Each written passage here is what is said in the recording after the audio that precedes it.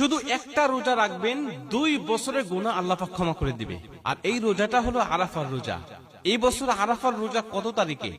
আপনি কি একটা রোজা রাখবেন নাকি 2টা রোজা রাখবেন? 8 তারিখে রাখবেন নাকি 9 তারিখে রাখবেন? এবং আরাফার দিনে রোজা ছাড়াও কি কি আমল করা যেতে পারে, এই বিষয়গুলো নিয়ে রাসূল সাল্লাল্লাহু আলাইহি ওয়াসাল্লাম চমৎকার ভাবে কিন্তু আমাদেরকে বর্ণনা করেছেন। নবীজি বলছেন, আহতাসিবু আলাল্লাহি আইয়ুকাফিরা সানাতাল্লাতী ক্বাবলা ওয়াস সানাতাল্লাতী বা'দা। আমি নবীজি আশা করছি যদি কোনো ব্যক্তি আরাফার দিনে রোজা রাখতে পারে, আল্লাহ পাক তার আগের 1 বছর এবং পরের 1 বছর মোট 2 বছরের গুনাহ একেবারে ক্ষমা করে দিবে। আপনি চিন্তা করতে পারেন, একদিনের রোজার বিনিময়ে 2 বছরের গুনাহ মাফ। আর এই সুযোগটা হাতে পাওয়ার পরেও যদি আমরা হাতছাড়া করে ফেলি, তাহলে আমার মতো বোকা মানুষ দুনিয়াতে আর কি আছে বলেন।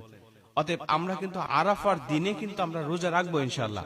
এখন একটা রাখবেন নাকি 2টা রাখবেন, নাকি 8 তারিখ নাকি 9 তারিখ? আমরা জানি এটা নিয়ে মতানক্য আছে। কেউ কেউ বলেছেন হাজিরা যেদিন আরাফার ময়দানে উপস্থিত থাকবে, অর্থাৎ সৌদি আরবে যেদিন জিলহজ মাসের 9 তারিখ, ওই দিন আমাদের রোজা রাখতে হবে।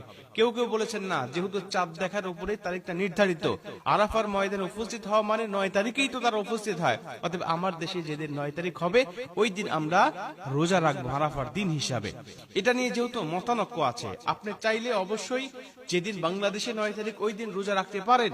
যদি আপনি ওভার শিওর হওয়ার জন্য আপনি মনে করেন না হাজিরা যেদিন ময়দানে উপস্থিত থাকবে আমি সেদিনটাতেও রোজা রাখবো, তাহলে আপনি রাখতে পারেন। কারণ যেহেতু আমরা জানি জিলহজ মাসের 1 থেকে 9 তারিখ পর্যন্ত নবীজি রোজা রাখতেন, কারণ এই 9টা দিন রোজা রাখার কথা হাদিস শরীফের মধ্যে আসছে। রাসূল সাল্লাল্লাহু আলাইহি ওয়াসাল্লামের স্ত্রী বলেন যে রাসূল সাল্লাল্লাহু আলাইহি ওয়াসাল্লাম জীবদ্দশায় 4টি আমল কখনোই ছাড়তেন না। তিনি করতেন 4টি আমল, তার মধ্যে একটি হলো জিলহজ মাসের প্রথম দশকের দিন রোজা রাখতেন।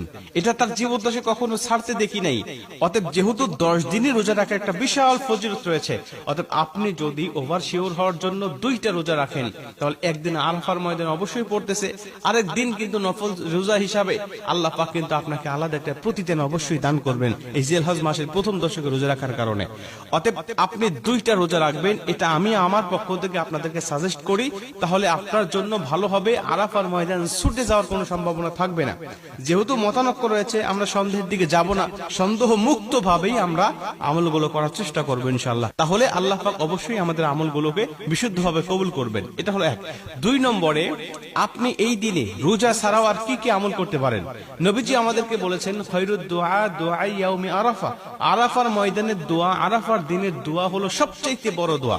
নবীজি একটা চমৎকার দোয়া শিখেছেন, লা ইলাহা ইল্লাল্লাহু ওয়াহদাহু লা শারীকা লাহু লাহুল মুলক ওয়া লাহুল হামদ ওয়া হুয়া আলা কুল্লি শাইইন কাদির। নবীজি বলেন এই দোয়াটা শুধু আমি নয়, আমার আগে যত নবী এসেছে সমস্ত নবী এই দোয়া করেছে এবং